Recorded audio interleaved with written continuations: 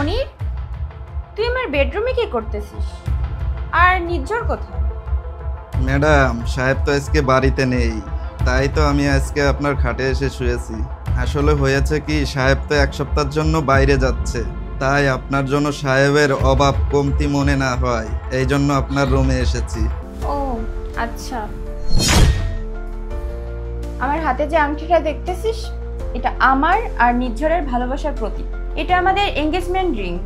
তোর কি মনে হয় তোর মতন কাজের লোকের চক্করে আমি নির্ঝরকে ধোকা দেব আর আমি আমার ভালোবাসাকে ধোকা দেব? কখনোই না। সরি ম্যাডাম, আমার অনেক বড় ভুল হয়ে গেছে, আর কখনো এরকম ভুল হবে না। তোর এটা শেষ ভুল বলে মাফ করে দিলাম, আর এরপর থেকে যদি এরকম কোনো ভুল হয়েছে তাহলে তোকে কাজ থেকেই বের করে দেব। আর তা না হলে তুই যে কাজটা করছিস না, এটা গিয়ে নির্ঝরকে বলে দেব। ঠিক আছে।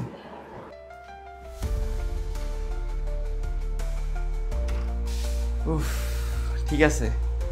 আমি প্রীতিকে যেমনটা ভেবেছিলাম ও ঠিক তেমনই। হ্যাঁ সাহেব, ম্যাডাম আপনাকে অনেক বেশি ভালোবাসে আর আপনার প্রতি অনেক বেশি লয়াল। হ্যাঁ, এটা তুমি ঠিক বলছো, কিন্তু আমি তো এক সপ্তাহের জন্য বাইরে যাব। এই সুযোগে যদি ও আমার ঘরে অন্য কাউকে নিয়ে আসতো তাহলে আমি কি করতাম? এই জন্যই ওর পরীক্ষাটা নেওয়া প্রয়োজন ছিল। হ্যাঁ সাহেব, আপনি তো এখন টেনশন ফ্রি। এক সপ্তাহের জন্য কেন, চাইলে 2 সপ্তাহের জন্য বাইরে যেতে পারেন। আর তাছাড়া আপনি তো ম্যাডামকে পরীক্ষা করে নিয়েছেন, এখানে যদি কিছু হয় আমি আপনাকে জানাবো। হ্যাঁ, ঠিক বলছিস তুই। আচ্ছা, এখন আমি যাচ্ছি, না হলে আবার প্রীতি সন্দেহ করবে।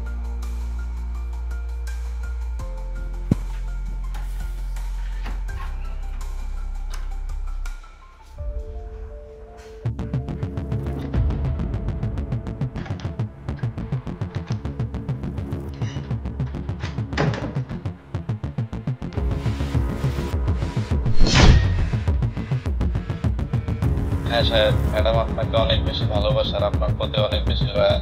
আর তাছাড়া আপনি তো ম্যাডামকে পরীক্ষা করে নিয়েছেন, এখানে যদি কিছু হয় আমি আপনাকে জানাবো। আমি জানতাম এরকম কিছু একটা চাকরটা ভাবে ওর অনেক বুদ্ধি। নির্ঝর চেয়ে নিক, তারপর দেখাচ্ছি।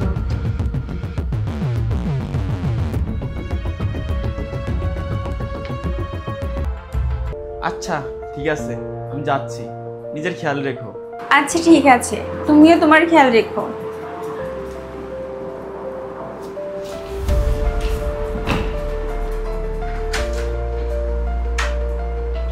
বাই। বাই।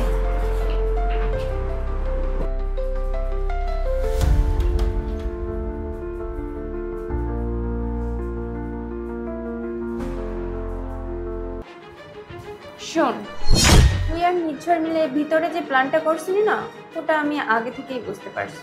নির্ঝর যেটা ভাবে না, আমি তার থেকে এক কদম আগে ভাবি। যেটা হয়েছে অনেক ভালোই হয়েছে, এসবের জন্য ওর আমার প্রতি অন্ধবিশ্বাস তৈরি হয়ে গেছে। এনে ধর, যেমন যেমনটা আমি বলবো ঠিক তেমনটাই করবি। যদি কোনো চালাকি করার চেষ্টা করিস তাহলে খুব ভালো করেই জানিস আমি কেমন। হ্যাঁ ম্যাডাম, এতগুলো টাকার জন্য তো আমি এটা করতেই পারি। তুই তোর কাজ কর।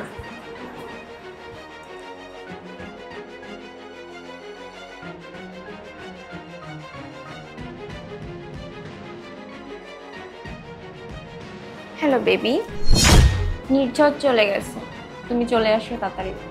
তাড়াতাড়ি আসবে, ওকে? আচ্ছা।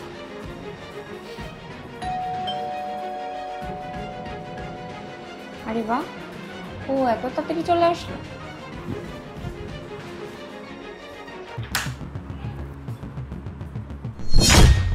তুমি এখানে?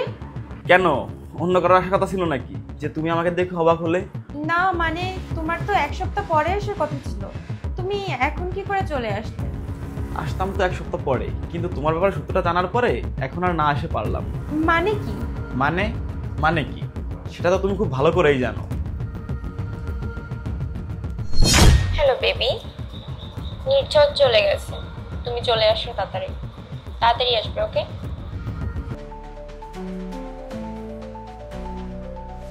স্যার, আপনার হোয়াটসঅ্যাপটা একটু চেক করেন, আপনার হোয়াটসঅ্যাপে একটা রেকর্ডিং দিয়েছি।